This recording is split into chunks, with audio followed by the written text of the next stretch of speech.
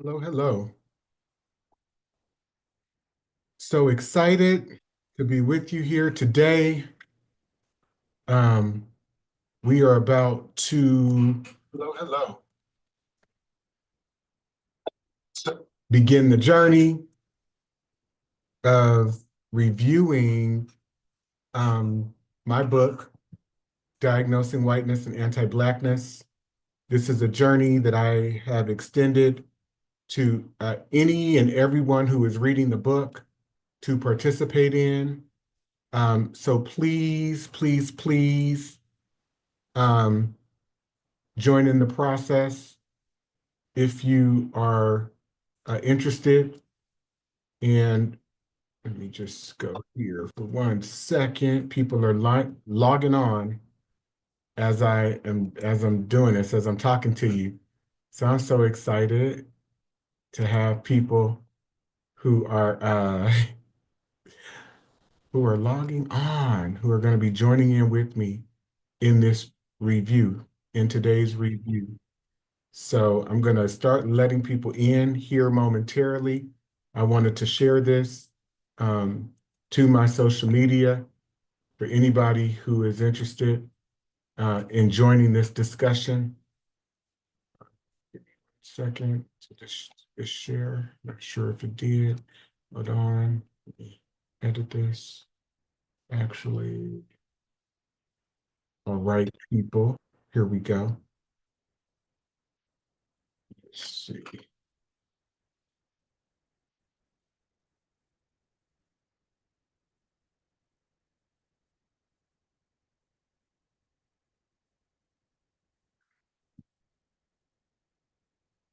So far, there's 7 people. Okay, so Kyle, Yolanda, Alex, D, and William. Hello, beautiful people.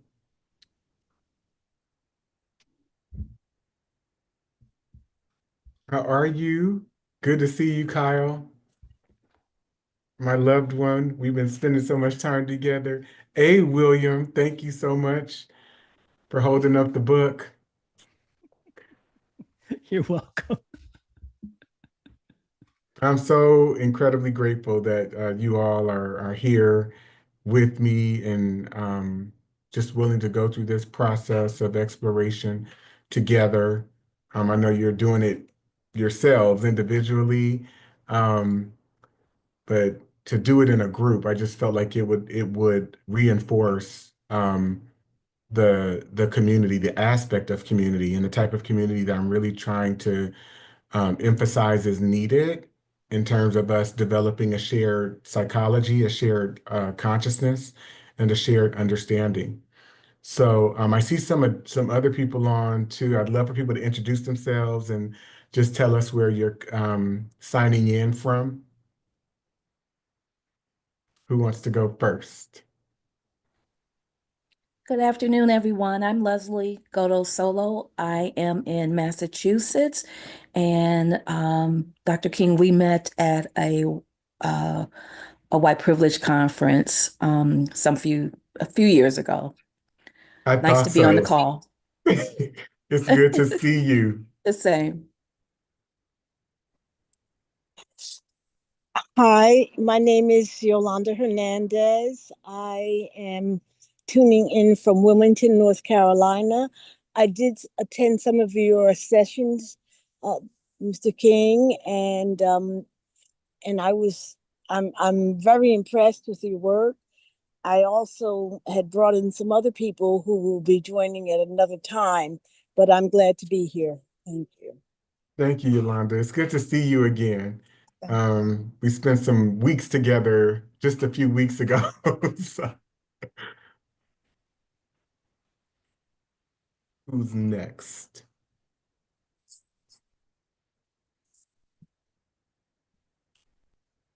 So, do you want me to introduce myself? I'm Kyle. I'm logging in from Seattle, Washington, and I am still part of the anti-Blackness class. So, Yes. Oh, the My fellowship. Let me say it that way, the fellowship. It's fine. We're on a journey together. We're on a journey together. We just finished week 13. I think that was week 13. We have 3 more weeks to go. And it's just been incredibly transforming, even for me. You know, the more people that I have the opportunity to share spaces with and process and examine, the more enlightened I become over and over again, and even more, just in enhancing um, my overall awareness and appreciation for not just the work that I'm doing or the work that people like William are doing or the work that like we're all doing, but um, the work that has been uh, done and has continued to be done perpetually by Black people for centuries, you know, and I feel so blessed and so honored to be standing on the shoulders of so many awakened, brilliant people who have been saying, you know, what I am presenting in my work for centuries. So, um, love you, Kyle. You know that. I'm just glad to be in relationship with you. I am forever grateful for the opportunity to be a part of the fellowship because it has changed me, given me another perspective, another way of looking at a lot of things, and another way of sharing with not only my family, like my grandchildren and the people around me, but it's an opportunity to just spread the awareness and the knowledge and to change. It has changed me. I mean, literally, I have changed as a result. So thank you so much. You are so welcome. Who's next? I'll jump in because I'm a neighbor of Kyle's. I live outside of Seattle. My name is Alex Astro. I am very honored to be here. I read your first book, just downloaded this one that caught me off guard. I didn't realize it was out already and I was waiting for it, and just finished the first chapter in time for this. But I'm very grateful to be here. I absolutely loved your previous work, very mind-blowing. And I echo what other folks have said is that it's fundamentally changed me, and I'm grateful, very grateful for it and for you. So thank you. Thank you, Alex. And so glad that you are here. Um, and thank you for reading the book. And wow, that you just never know. Thank you, Kyle. I know. Thank you so much. You just have no idea how much that means to me. Yeah. And then B. William. Hi, everybody. William Watson. I'm in San Francisco. I'm here to learn and to be a part of something that I think is incredible. Dante King, you already know that I think you're one of the most brilliant spokespeople for this civil rights movement 2.0. I think you're a prophet, and I think your brilliance is desperately needed in America right now. The first book was incredible. I bought the book, the workbook, and I bought the audiobook. And I just think that it's some of the best educational history that is available for anyone. So, especially to white people, I say start here. And I just want to lift you up and support you and love on you and admire you and do whatever I can to ensure that you are well and abundant and impactful. I appreciate your words so much. Um, and I'll just say this. From the moment we met, you know, and I said this to you when I attended your book launch of the Yes, audiobook. thank you. Yeah. By the way, I just want to give a shout out to William because he has authored a book that you can see right there in his background, 12 Steps for White America. And he lays it out almost as a 12-step program. And it's so, you know, just backed up again by certain historical pieces. But it lays out like, hey, if we're ever to heal as a culture, as a society, here are the things that we need to face and the things that we need to do and own up to. Um, and here are some approaches that we can take, you know. So please support his work and mention it to every white person you know that thinks or believes that they are doing this work. Yeah. Okay. Um, the other piece, though, that I wanted to raise, at least concerning myself, you just said something that kind of sparked this thought about wanting me to be well. And I just have to openly admit that I'm struggling right now a bit and grappling because I am out here, hitting the pavement and spreading the word and doing what I can to promote this work. But it is incredibly taxing. And I presented at the National Association of Diversity Officers in higher education conference on Thursday. And then I just ran in. I'm in my hotel room right now. I just presented at the National Society of Black Engineers this morning here in Chicago, Illinois. And I'm tired. I just have to be honest. Yeah. So that said, please bear with me. I suspect that more people may be joining within the hour. There were about 51 people or something like that registered for today. So we'll see, and then others may join in subsequent weeks. I wanted to start us off by just putting you into small groups, pairs, and having you share with each other about how far you've been able to go in this iteration of the book, and what key points have resonated for you, with you the most, okay, in terms of specific passages and or yeah, just different references that you may have come upon already. So I'll give you about 5 minutes to engage in some discussion, and then we'll come back and start hashing it out.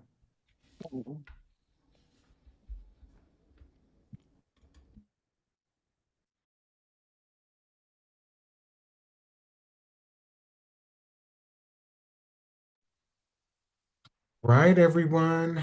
So we are on. We are on live with each other here on Zoom, and we are uh,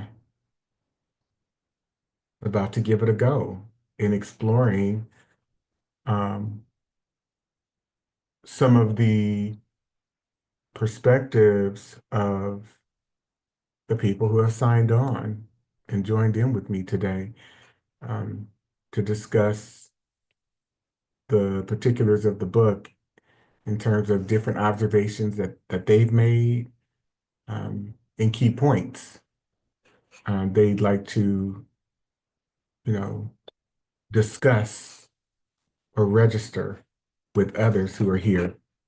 So very, very, very grateful that anyone joined. So what I suspect is that throughout the subsequent weeks, more people will be joining, but from different locations. Um, and I have someone here who just joined, Christine Brown. Good to see you. So I'm going to put you in a small group with a few people. Give me 1 second so I can assign you to that group. They're just discussing some of the passages that they have read so far in the book. So you'll see once you go into the group. And thank you for joining today. Um, so yes, we are in the journey, on the journey. See how this goes.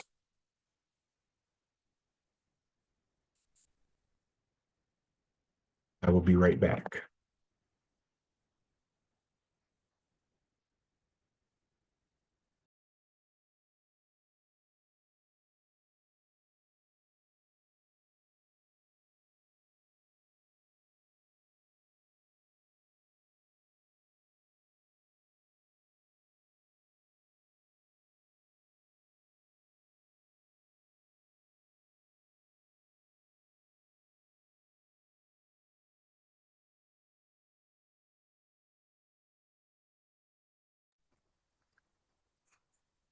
All right.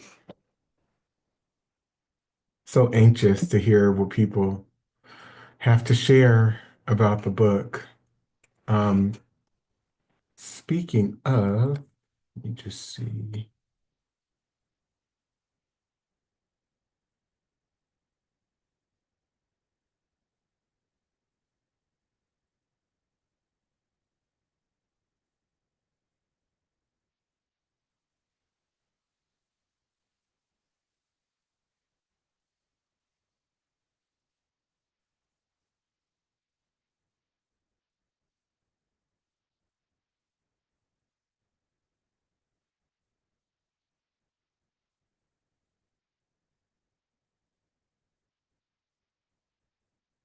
Okay, one second.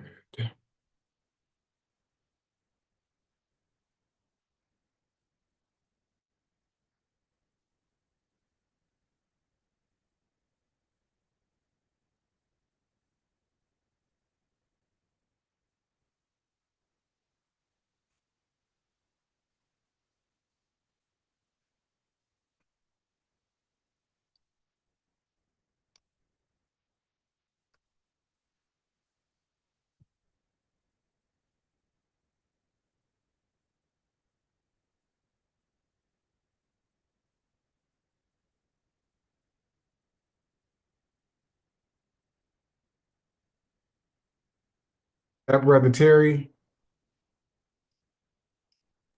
Good afternoon. is that my good brother Terry? It is. How you doing today? I'm doing okay, my young little brother. Um, so there's a few people, some people on. I just put them in groups. So they're talking about um the just various excerpts of the book that they've read so far, concerning most likely the introduction, um, the forewords, of course, chapters 1 and 2. I suspect some people may have even gotten up to chapter 3. Some people may even be further along than that. But I think for today, we're going to just talk about chapters up to chapters 2, probably up to chapter 2, I would say. Um, Start in the beginning. How are you today? I'm doing all right. I'm just tired from traveling last weekend and all week. You've been going, pushing it? Not as much as you, but I- but went out of town for the weekend, came back, and you know how that kind of go, back and forth stuff. But oh, when are you coming to Connecticut? End of the month. Okay. All right. Yep. I want to try and make sure that I at least maybe get to break bread with you. Okay, but then trust me, I mean, if you're too tired or things get really busy, um, don't you push it. Do not worry about it. Seriously. I don't want to put that on you. I'm gonna be busy too because I just was basically invited and kind of told that I'd be one of the featured keynotes for this conference, and I wasn't supposed to be. But Robin is unable to make it. She was supposed to be the keynote, so they had me replace her. Um, so, but yeah, if you have the energy, you're well within your physical body, um, we can link up. Oh, I will. Listen, I just we went to 40th birthday trip uh in Cartagena. And so that's why I'm tired still. But it was very, very interesting. Uh and getting to meet, or actually we went to Palenque, which is the African town that was established in 1602 when the enslaved people kind of revolted and liberated themselves. So it was a little bit it's connected to what we've been doing here in the fellowship, you know what I mean? So I was just like, I remember you mentioning it when we were just kind of one of your observations. mhm. Was that last week? Yeah, it was Yeah, last week. yeah. So You said I'm talking to the people here. yeah. But I definitely, I'm not sure if I'm going to be attending the conference yet in Hartford. Um, but I definitely, You could be my assistant. oh, I mean, I listen, if it's an invitation to come help you out, I will. That way you Let's can be on site. let me know. We can put that together over the next week or two. Okay. All right. Welcome back. Welcome back, people. Some additional folks have joined. Maybe others will be joining too. We'll see. But what we can dive right in. I'm Can I just say something? here. Can I I, say something quickly?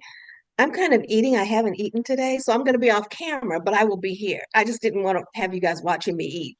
you can eat on camera. That's fine. That's called being human. So you can eat on camera. That's fine. You can drink. You can even get messy with it and leave the stuff, the salad dressing or whatever. It is what it is. We are good. No judgment here. Um, so yeah, I'm here as an observer, as a listener, as a witness, and even as a student, I would say, in learning to learn from you in terms of how the book is resonating with you, how the information is resonating for you, and other such resources that are referenced in the book that you may also be checking out as a result of diving in the text. So I will sit back and I'd love to hear from whoever wants to start us off with their observations. And what I would say, if we can go in this through this through our interactions or exchanges in this manner, um, did anyone have any thoughts or what were your thoughts or questions um, about the Dear Black People? I start the book off with a letter to Black people. How did that resonate for you with you?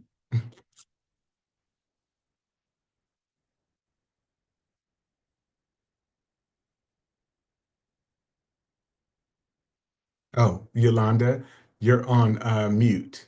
It's okay.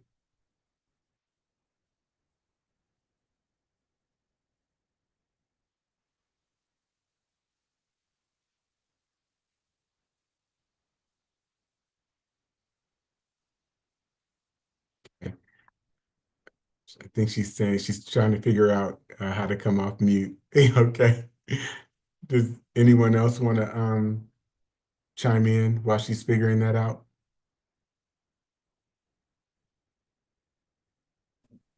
I as it wasn't directed to me, but my take on that was uh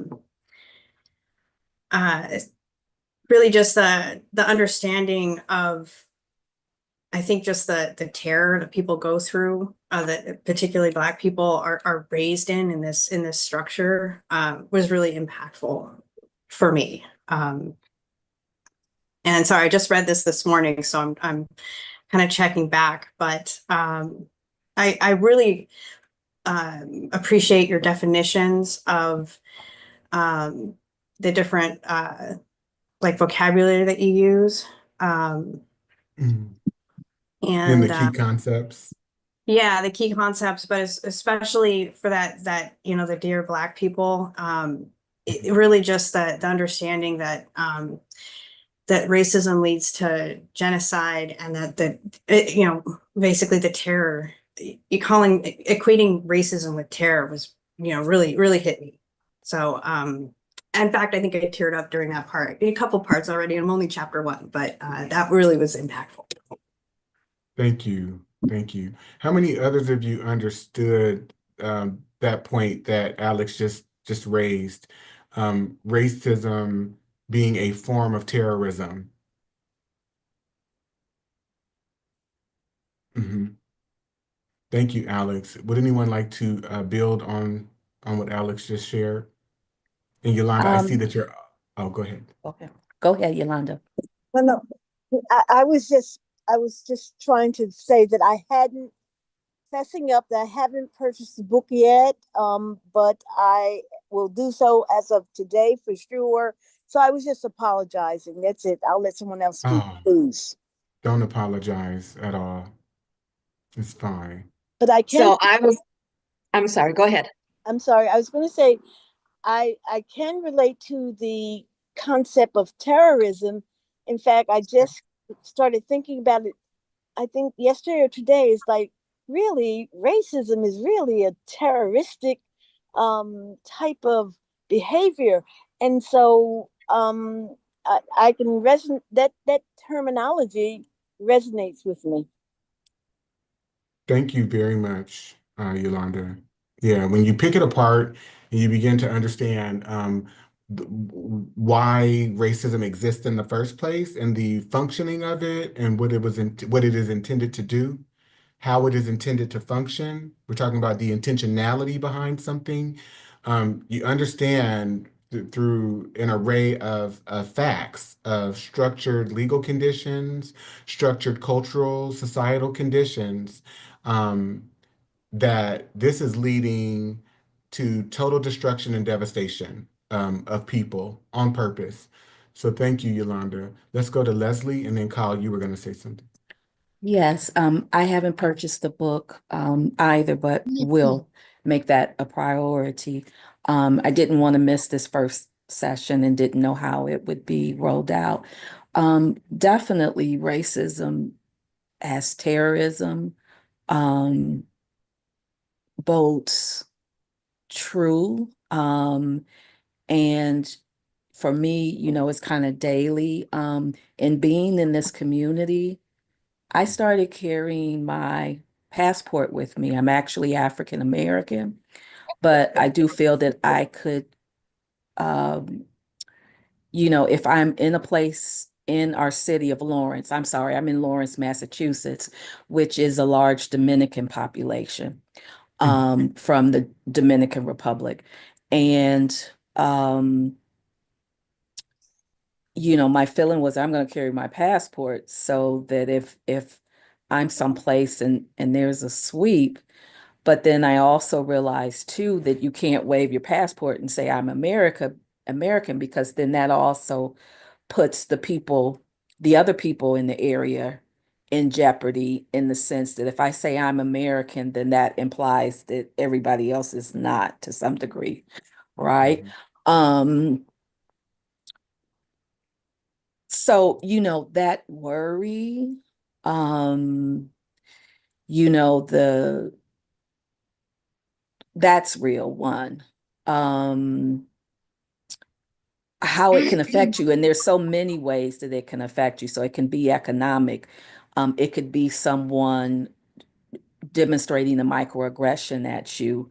And I know, when someone would do a microaggression at me, I wouldn't say anything. And then I would come home and I would be cussing, I would be fussing at myself because I felt like I should have stood up for myself. And so I've quit doing that. I do say something, um, you know, not necessarily nasty, but basically this, to say, how you are coming at me or talking to me or have interacted with me is not cool, you know. And um a lot of times those can, it's racial overtones, or um I, I'll give you an example. I was on our campus, and But wait, uh Leslie, because yes, we only gotcha. have so much time. Yes, So, perfect. Yeah, but I hear what you're saying, yes. um, and there's growth in that, right? Because especially from the orientation that we come from as Black people, where people are used to us, and I talk about this in the introduction, they're used to us being in a subservient role. Like that's their entire orientation. The moment you appear or do something to violate how people have been socialized to think that you should behave or be showing up, um, it violates, like there's a psychological disruption. People can't take it. And so you get labeled very quickly as being hostile, as being defensive, as being problematic or too strong. All of these very derogatory um, adjectives are applied to you, and what they're actually amplifying or um, showcasing before you and everyone else is that you've broken the contract. You've broken the racial and the sociocultural contract of being a woman.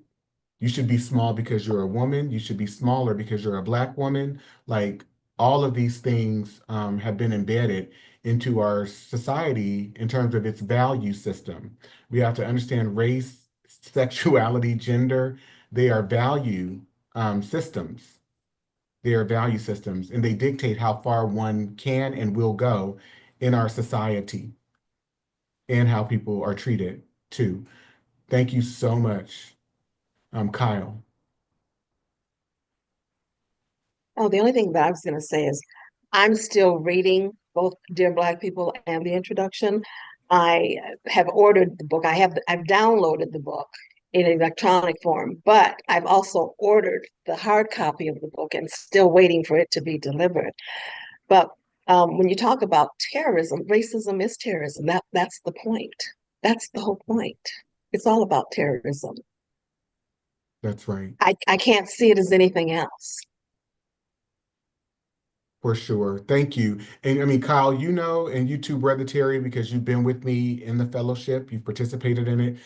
I mean, that's laid bare in terms of the history of whiteness, the evolution of whiteness, white people's intentions in terms of for themselves as a collective group, but also their intentions for non-white people, and specifically a set of intentions that are rooted in nothing but ill will and hatred for Black people, and how that has been systematically infused throughout using every institution into our culture.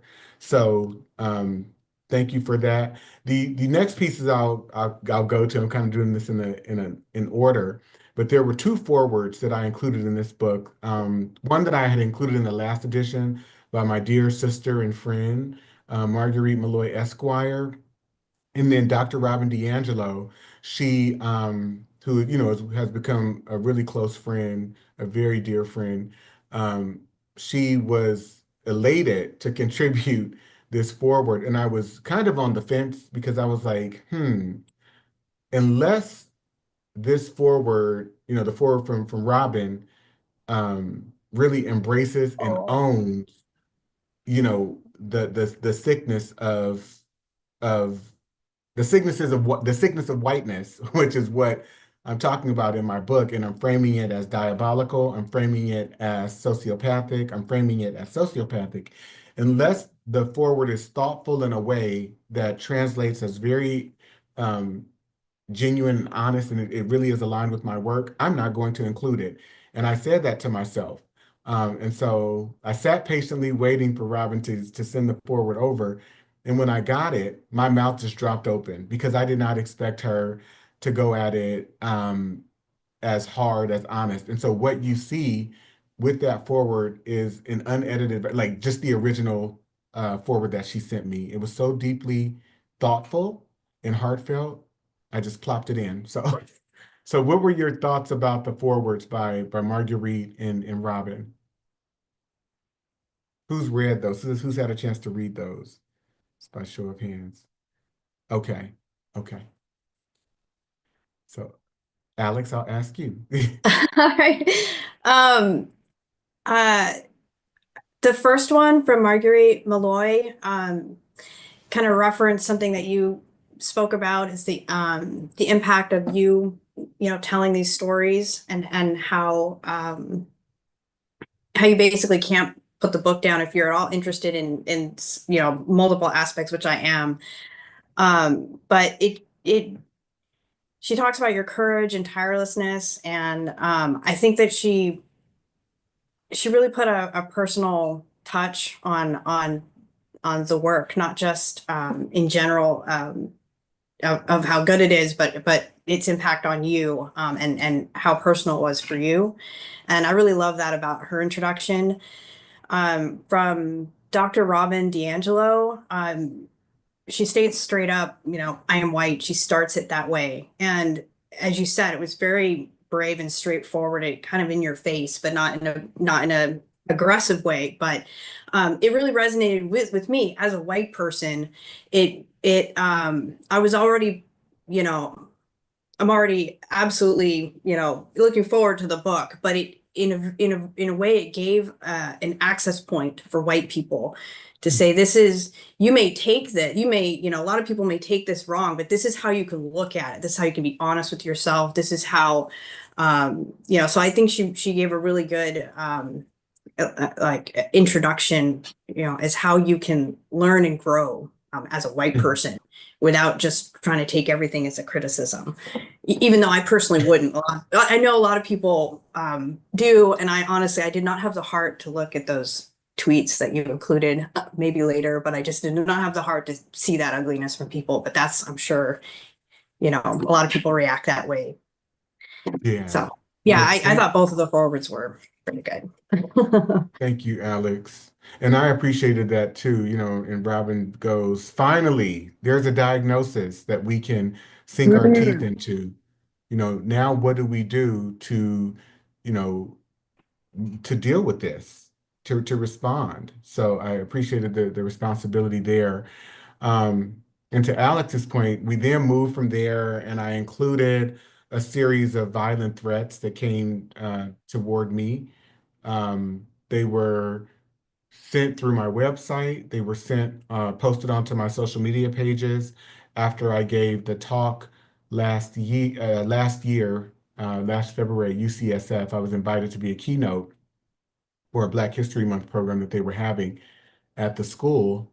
And after that keynote, a right-wing group literally took excerpts of different portions of what I was saying in the lecture, put them together to make it seem like I was making a series of just very provocative, distasteful remarks, just a total misrepresentation of my work.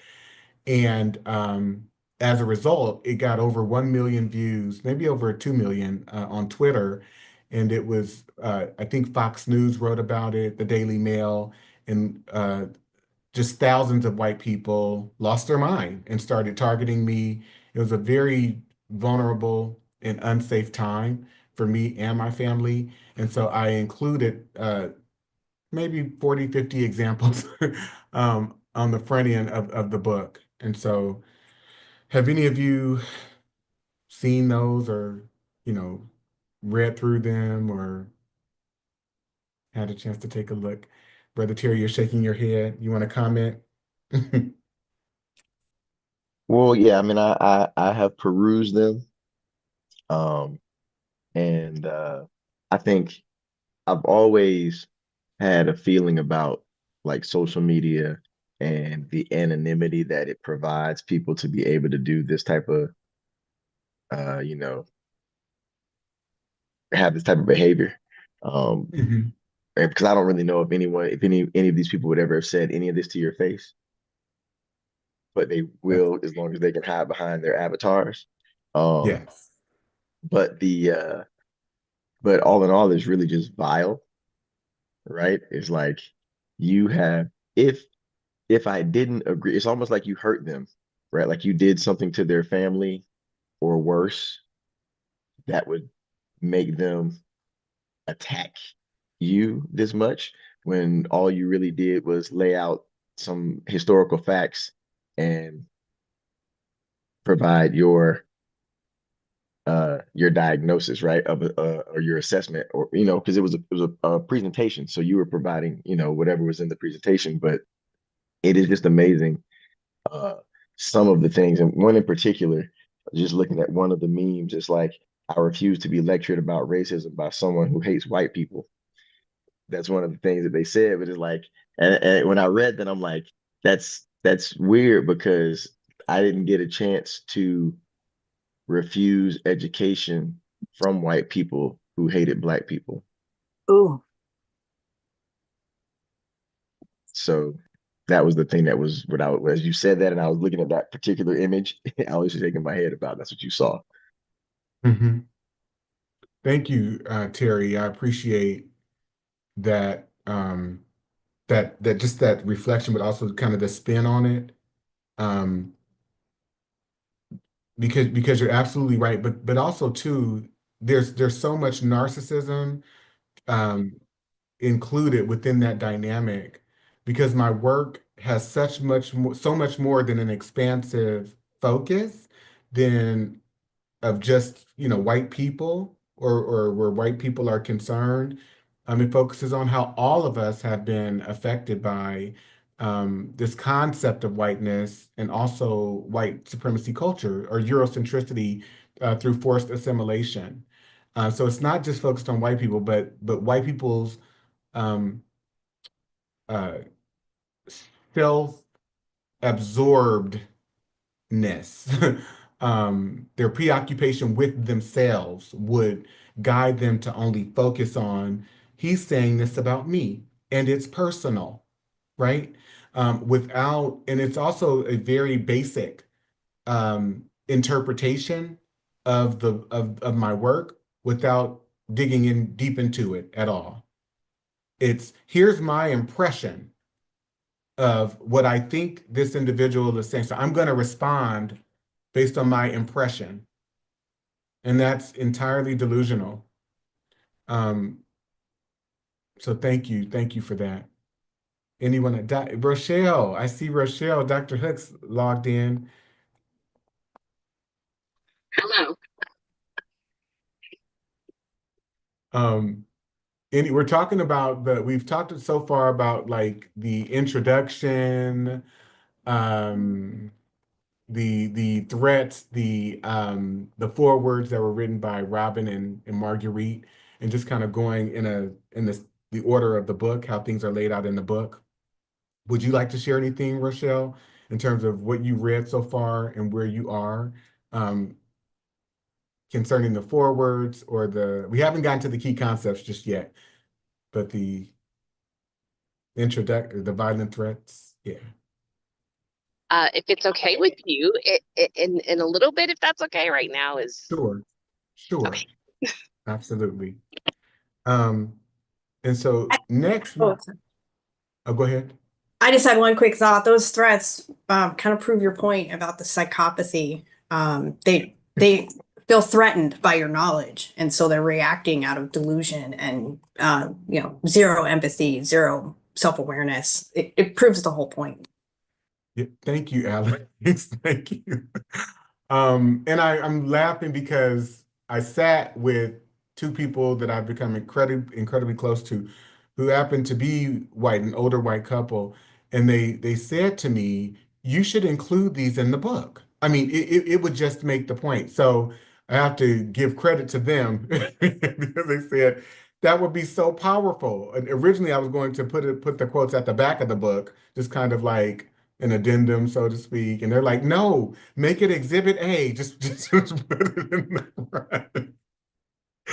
So thank you, Alex. Anyone else want to chime in about that particular section? I've actually had some people who are close to me reaching out, just expressing concern, like, I didn't know that this happened to you. Like, wow.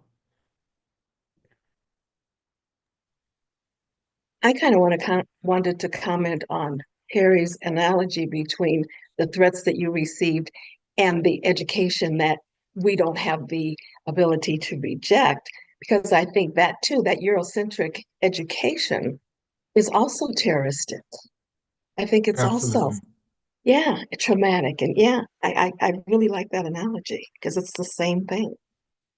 Well, and especially if you break it down, right, in terms of what it really is, forcing young human beings to repeat information over and over and over and over and over again to be able to commit to memory your logic, your way of thinking, your definitions, all of this. And then if they don't get your way of thinking, and if they're not able to commit that these ginormous amounts of information to memory, then we criticize them as though something is wrong with them, as though they're deficient in some way. So you're absolutely right. The transactional nature and the abusive nature by which the process of not education, but indoctrination is approached um, is very abusive and harmful and violent at its roots.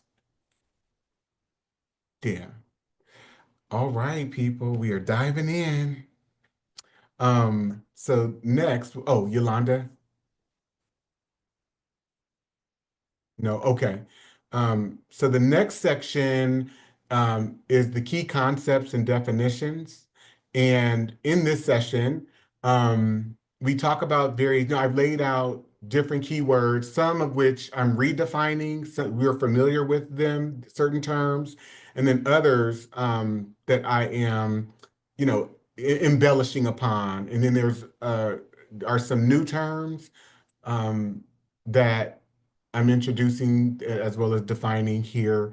So I redefine terms like American. I talk about the anti-Blackness in the cultural surveillance that we experience here in white America, Black genocide, collective or mass psychosis, which is a term that I, again, first heard in Toni Morrison, being used by the late Toni Morrison, redefining things like culture. And then the term that I introduce in the book is malignant diabolical psychopathy, white impression management, white projection, white affirmative action, white culture, white psychopathy, white solidarity, white psychodynamics, and the psychopolitics of whiteness. So, any thoughts or reflections on that section?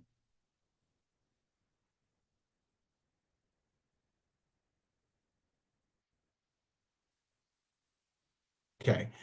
Um,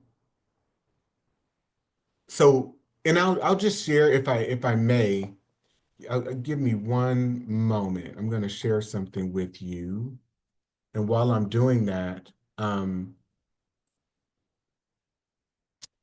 here we go. This man, because I actually quote this interview um, in part of the exchange that Dr. Poussin is having here with these other gentlemen. But I'm going to play this quick clip for you, and it's from psychiatrist Dr. Alvin Poussin, who worked at Harvard for a number of years. So this is kind of what got my mind rolling and got me to start thinking about the development of race and racial politics in the racial construct and the functioning of race. When I saw this interview, and there were some others and some other pieces of literature that I had read that really helped me to start rethinking and reframing how I approach this conversation around race. So here we go.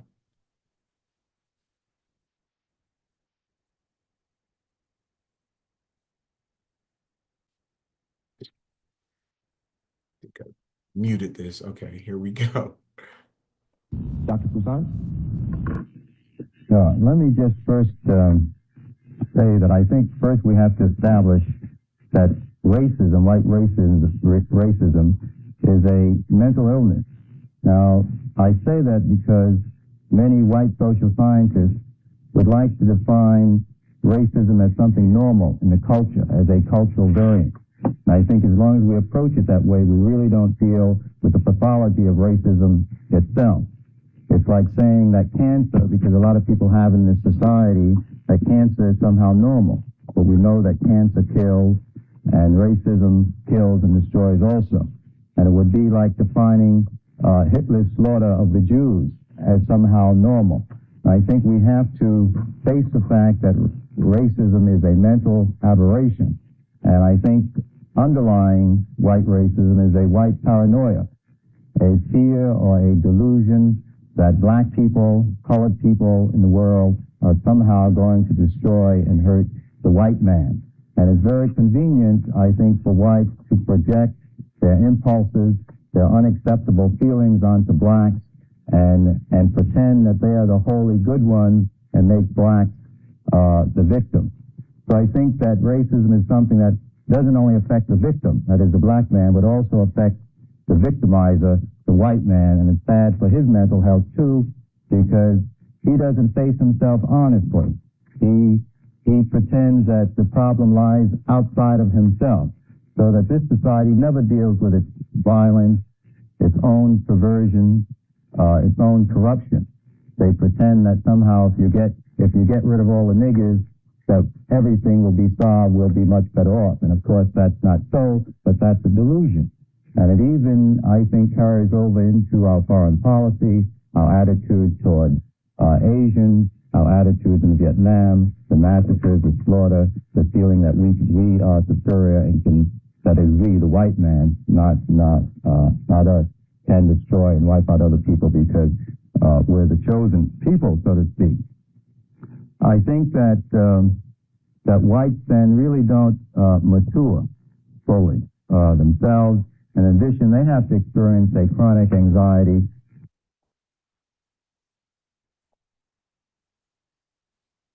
All right. So it's people like Dr. Poussaint, Dr. Bobby Wright, who I quote in the book, who's also another Black psychologist, Dr. Welsing, who was both a psychiatrist and a doctor, Dr. Amos Wilson, who was also a Black psychologist. These people really helped me transform my understanding and my thought process around the functionality of race and the intentionality of race and racism. So, what are your thoughts, even if you've not delved into it as deeply, but just based on what you heard Dr. Poussaint expressing within that short 3.5 minutes?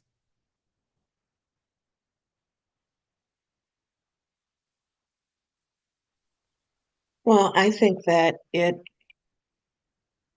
is true that it affects not only the victim, but the victimizer. But if the victimizer is not willing to acknowledge the harm it's doing to them, and I asked the question earlier in our small group is what is the incentive? What would make That's someone right. want, what is the incentive That's for the right. victimizer?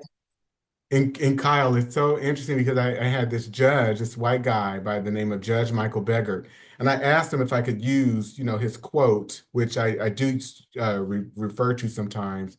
He took the fellowship about 6 years ago. It's probably about 6 years ago.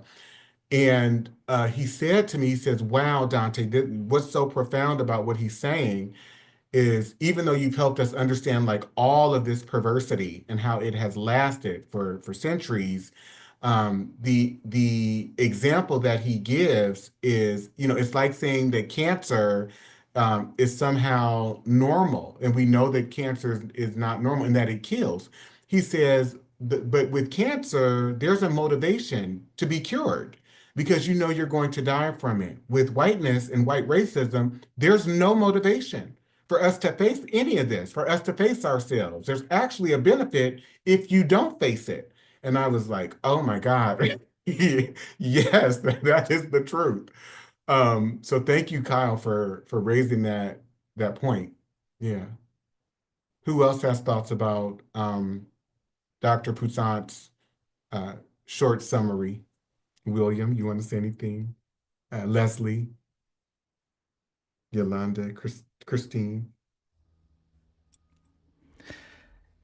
Well, if I may, I will add that I think that he was visionary and ahead of his time, of course, right? I think it's more likely that the World Health Organization would come to a diagnosis sooner than the American Psychiatric Association or the American Psychological Association, just because of the disproportionate members of APA, both of them, who are white and have been colonized by whiteness across generations.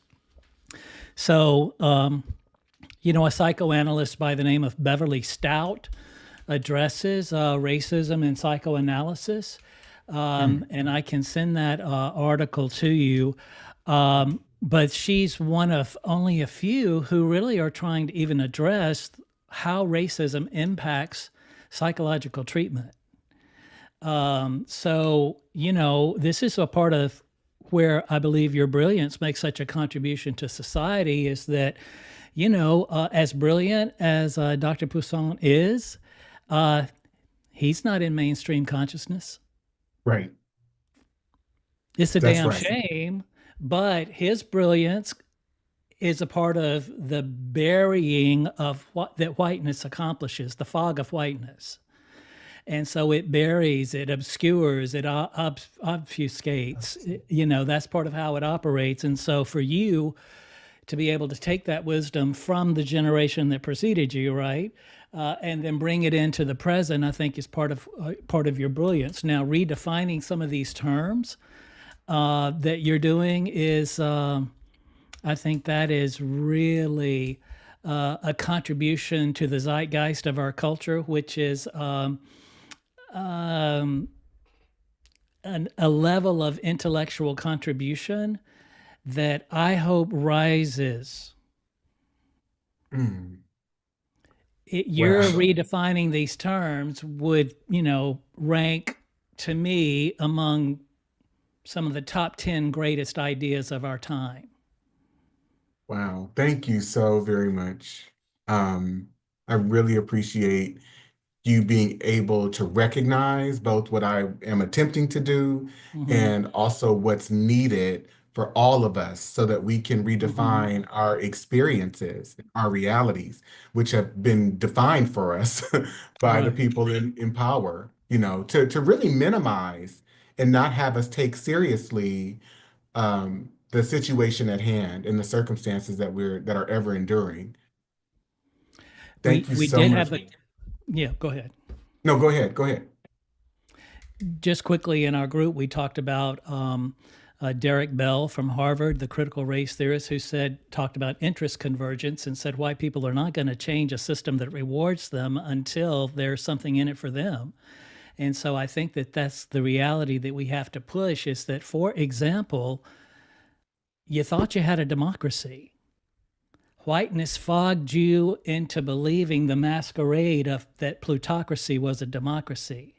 And now here you are on the very verge of the 400-year experiment with democracy that we have lovingly called the United States of America is crashing and burning as we speak because of this sickness that you're talking about.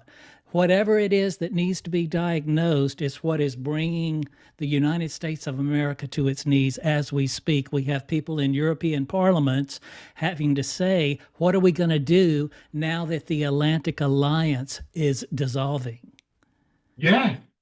And so you have the diagnosis for what we're going through as a country. So, you know, white people can sit in this country. It's kind of like they keep trying to redecorate the living room while the kitchen's on fire.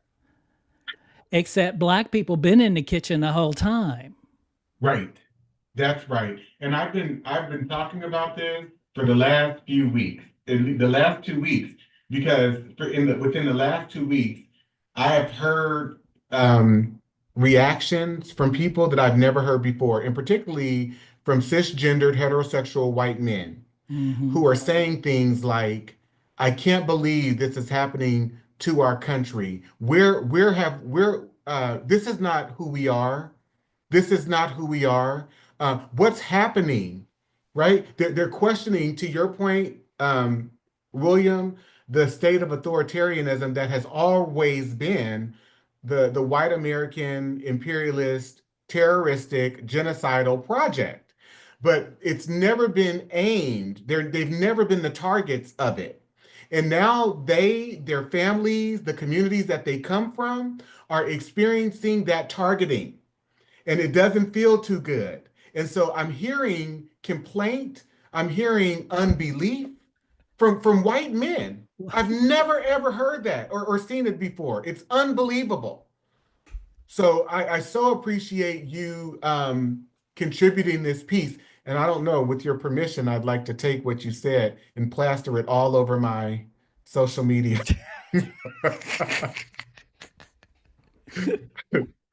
All right, thank you. Who else? I would like to share. So, well, one, what William said fits right into the Dear Black People, where you talked about how we say the what do you say, non-white people, how they're still seeing themselves through white lenses.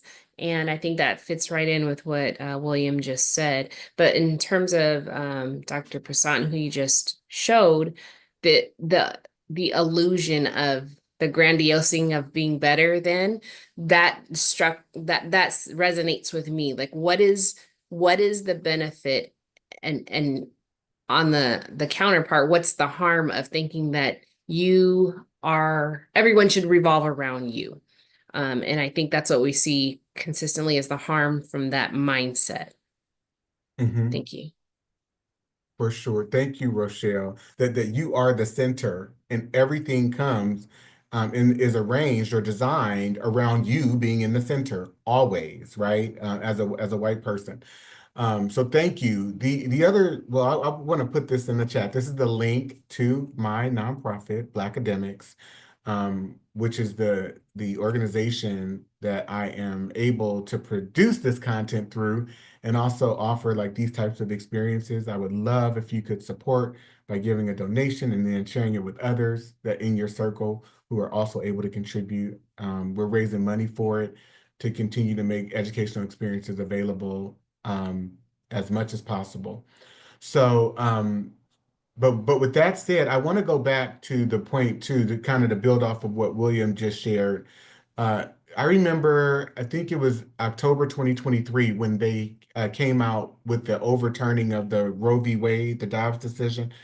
Um, and for the white women and even some white men at that time, but mostly white women were just outraged and could not believe that a more than 50-year or almost 50-year precedent, legal precedent, had been revoked or overturned. And I kept wondering, I was like, why is there this, why are they making such a big deal out of this? And then it hit me. I go, oh, they've never had to deal with an erosion of rights. Oh, okay, that's why this is such a big deal in this moment. It was the first time, at least in my calculation or estimation, that white people's rights had been eroded, and they felt betrayed, a certain level of betrayal because of it. It was incredible. Um, so, okay, we will leave the key concepts and move on to the introduction. Who has gotten to the introduction?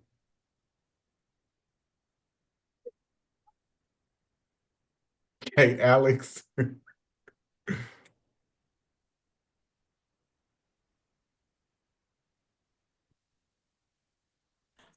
Sorry, my mute button. I was finding that extract of the Poussin quote that you had in chapter one.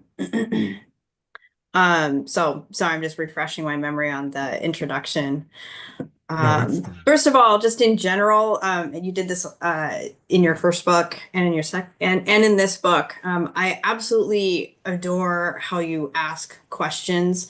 You break things up and you stop and you say, okay, ask yourself this: what would you be if you weren't in this structure? What would you? And it's very particular. It's very personal. It ranges from very personal to very general. But I absolutely love the questions that you intersperse in your books. It really just takes, it gives you a chance to stop and really process and think about what you're saying. So I just wanted to kind of call that out. Um, and if you don't mind, I'm going to take a minute and just check with the introduction because I know I have thoughts on it, but I want to let other people speak. Sure. I appreciate you for sharing that reflection because you're right. What I'm attempting to do is present the information, but introduce people to this experience and take them on a journey that's similar to the journey that I went through. I literally started having to ask myself questions about everything, down to what languages would I be able to speak? What would my name be? What would my psychological orientation be in terms of my ability to interpret, how I come to making meaning about how I understand things, what just everything. So, I think 25 to 30 questions that I present within that initial introduction. that really invite people to go on the journey, to start to go on the journey for themselves. So thank you. My friend Dr. Rochelle Rogers Ard, she called me up and she says, you know, the first book hit me like a ton of bricks. And she says, but this book, I feel all those bricks basically are being she, she did not in these words, but so to speak, that the all of those bricks have been grounded up, you know, and now they're burying her. She's like, this is unbelievable. I she goes, the first book was hard. This goes beyond because now you're basically telling us as Black people, we don't know who we are. We have no idea of who we are at all. The only version of ourselves that we know is the version that's been produced through whiteness and through Eurocentricity and through white supremacy domination. And she's like, this is hard because I have to throw off everything about myself, this PhD, all the education, my status in the society. What does it all mean? Right? And what has it all been for? So that was a reflection that hit me pretty deep. And then there's this a young guy that's reading my book, and he sent me a few messages and was telling me about the impact that it's having on him. So I'd like, you know, going forward in the subsequent weeks for us to be able to have much more of a dialogue. So please catch up on these pieces that we're talking about today, as well as in the subsequent chapters, there are actual chapter questions, chapter review questions at the end of each chapter. And so we will be able to have more meaningful discussion around your reflections to those questions too. Um, any additional thoughts or questions about the introduction? If no one has a question about the thoughts or introduction, I do have a question about the purchase of the book. Sure. Um, can that book be purchased at Barnes and Noble or another bookstore or only on Amazon? Go online. Barnes and Noble has it, but you can it's print to order. So you can order it through barnesandnoble.com and they will ship you out a copy. But that's also true for all other major global retailers. It should be available everywhere because I published both not just through the Amazon KDP, but also through Ingram Spark, and they globalize. They have global distribution. So I can't go to the store and buy it? I guess that's my question. Yeah. You can go to the store and have them order it. Yep. Oh, They will order it and you can pick it up. okay.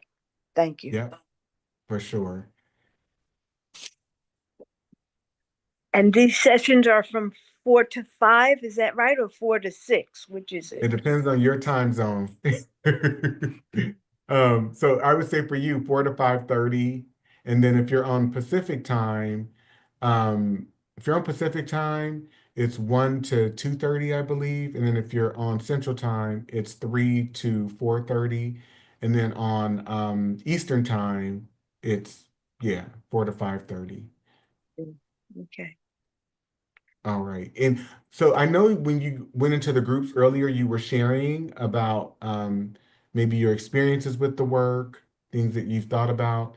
Um, what were some of those shares? What did you all share when you went into the groups?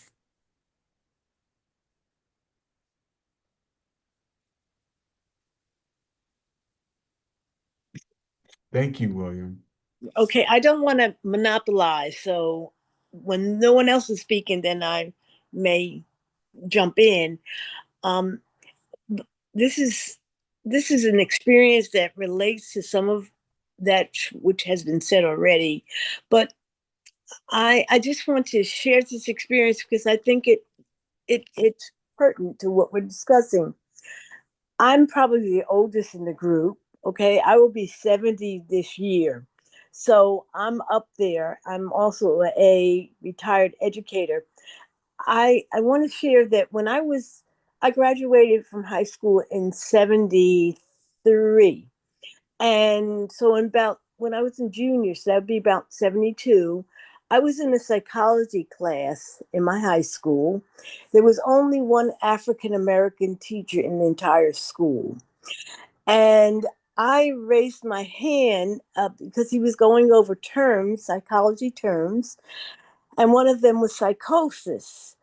And I asked in that class about some of the traits of a psychotic person.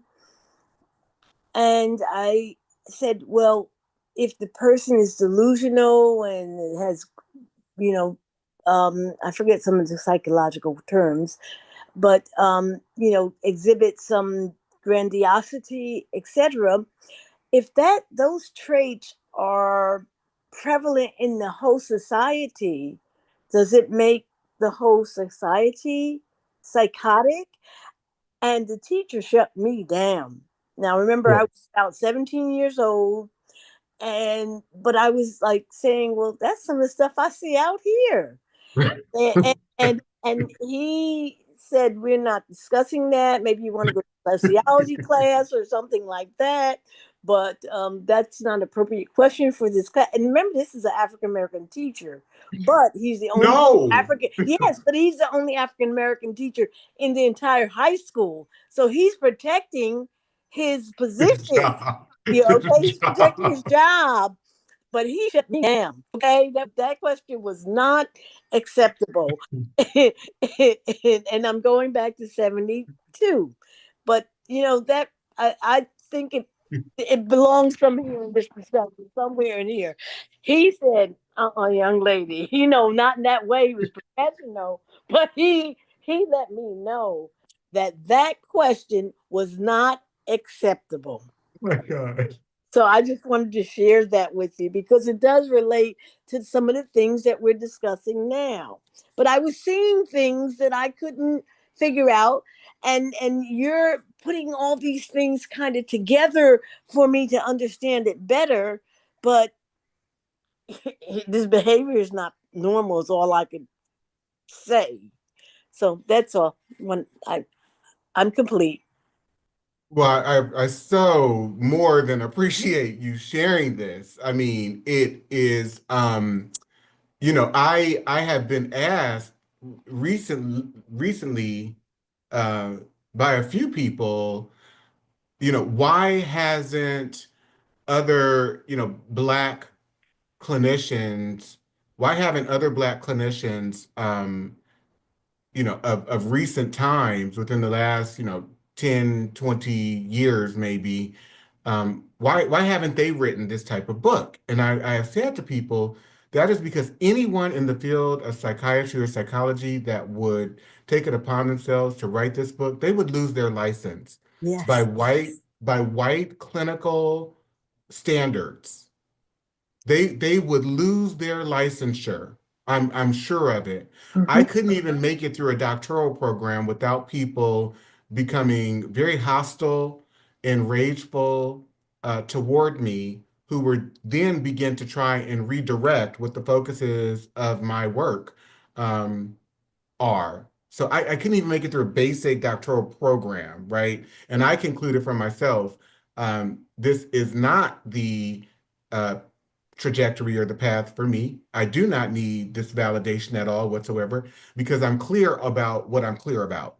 Mhm. Just like James Baldwin did not have a degree of sorts, did not go through any white academic institution to get a bachelor's degree, a master's degree, and he still was able to go out and profess what it was that he had been able to determine and conclude. And so I am in good company, right? We Yeah. see Dr. Frances Cress Welsing when she put out her Crest theory of color confrontation back in 1974, she was fired from Harvard University. So you what I am saying is that you cannot, and it's for people like me who are coming through a Black orientation, who are critical of the white American society and imperialist project, we cannot seek validation through white American institutions, and we cannot even seek agreement from people who are thinking through a white colonized mindset. And that includes people who are of Asian descent, people who are of Hispanic or Latinx descent, and even people who are of African descent. Yes. I was just at the conference this morning, and when I made the statement to the group, I said, the white field of clinical behavioral sciences is rooted in total narcissism. Because for one group to be able to think that they are the authority on all human behavior without considering the nuances of culture, without considering the nuances of various cultures around the world, how they operate, how they function. But we can create clinical conditions of autism and neurodivergence and all of these things. It's all made up. It's all made up.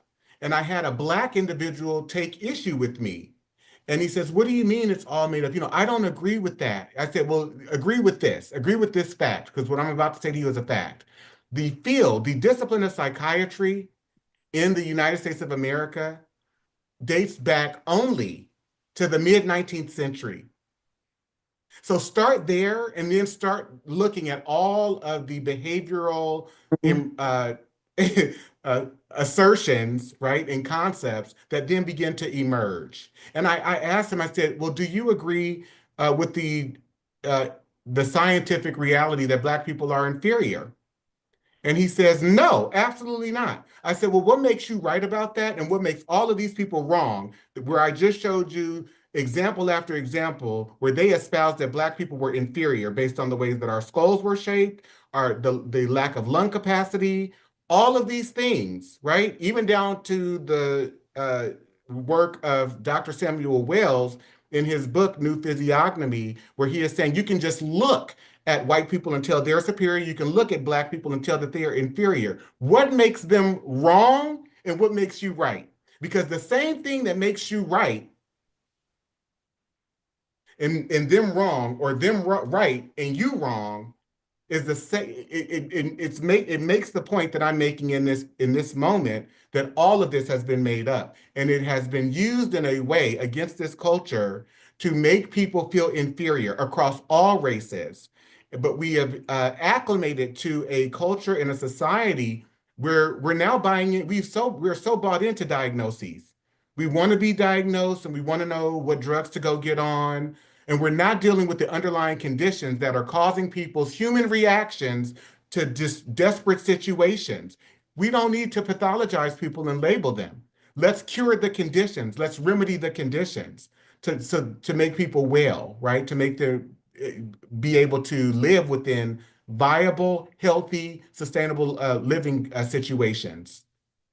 So, oh my goodness, there are so many layers and levels to all of this. Any additional thoughts?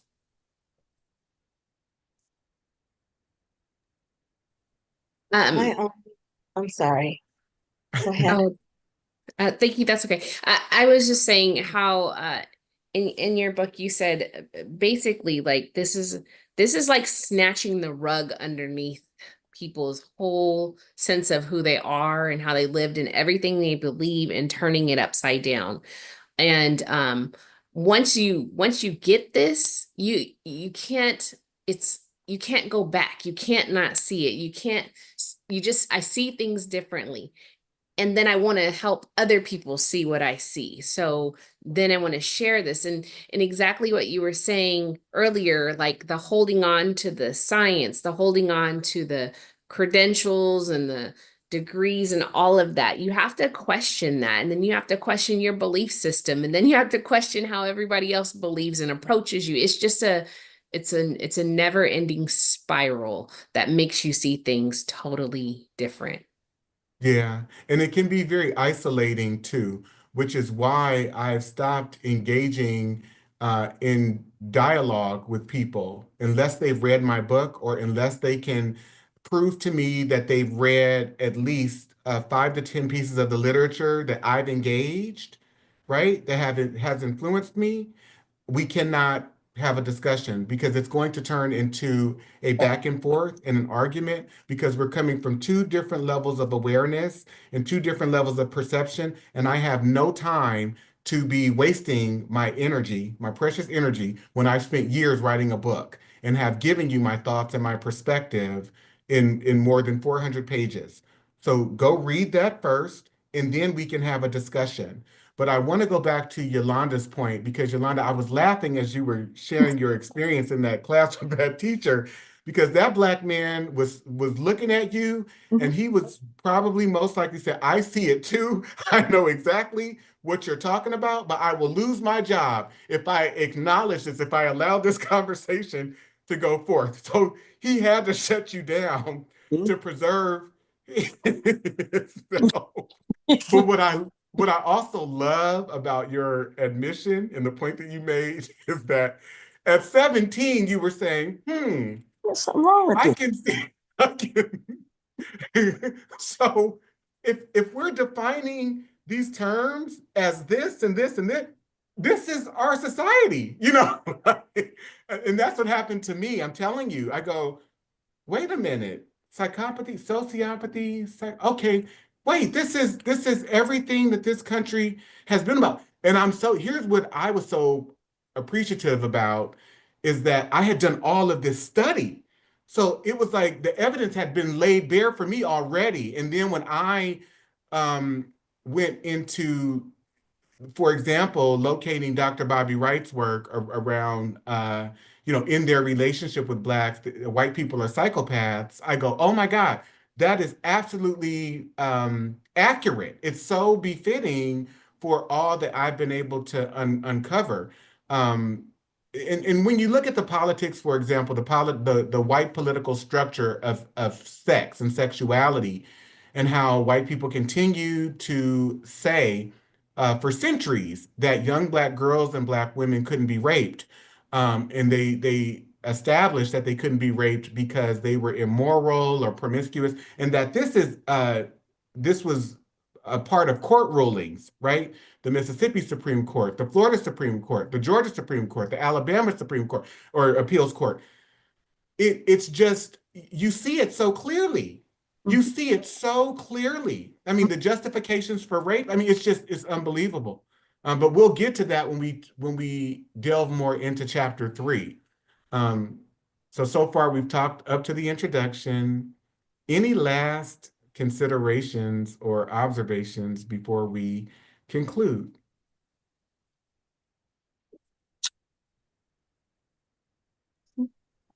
Dante, for me, I think some of the things that from the sections of the book that we've kind of gone over today, even at this early in the work, you've already provided quotes, you've already provided references to laws, references to other works from other authors. Like in that short first opening, and I even like I said, when you talked about in your letter that opened up the book, you quoted a lot of the presidents um, that were the leadership of the country. So I think that from the entire underscore of the book is here. Like this is not it's not new. It's been part of the playbook. Here's the leadership that was the chosen leadership over several centuries, and this is what their words were about this that reflects the ideas that you're presenting. So I'm just trying to say, like, it doesn't even from the opening, it's really a a volume of information that you start to like provide. You know what I'm saying? Like you open it up, like I said, you just like here. I don't have to go very like you don't have to listen to me. Here's these quotes from these other people that are the people that we look for, in history, our heroes, our founding fathers. You know what I mean? So it's like, oh, okay, well, here's Dante being, Dante on his soapbox again, but sure you're like, no, no, no, it's not coming from me. This, listen to these people say it. So Right. No, Terry, I appreciate you for saying this, and I think I want to somehow end with just a few pieces. I want to share with you from a very tender place, from a very vulnerable place. Um, this work took me under, and I don't think people fully understand and will never be able to comprehend all of the levels of emotionality that I experienced going through this process. None of this had been shared with me before. So imagine waking up to the reality that you are hated, that your parents have been hated with such a depth of hatred, but that it's been played off through niceness. Mhm. Wow. Do you understand?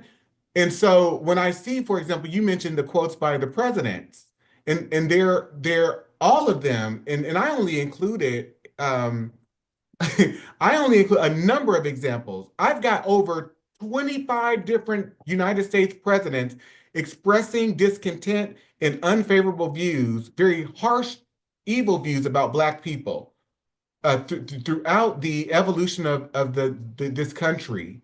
And so, but the one that always comes to mind for me was the casual statement by President Andrew Johnson, where he says, you know, if Blacks were given the right to vote, and it's very cavalier, that would place every splay-footed, bandy-shanked, humpback, thick-lipped, flat-nosed, woolly-headed, ebon-colored Negro. And I'm just like, whoa, whoa, whoa, whoa. You know, it's just so in your face, you know? And then you take that and you parallel it with 100 plus years later, President Nixon said you have to face the facts. The whole problem is really the Blacks. The key is, I mean, it's just, when have we ever been able to find rest or be protected or have safety? Never, never. These people have been addicted and obsessed with targeting Black people. James Baldwin called white people moral monsters. But the other variable that I'm getting at is that this is not just pertaining to white people because we have adopted the same psychology.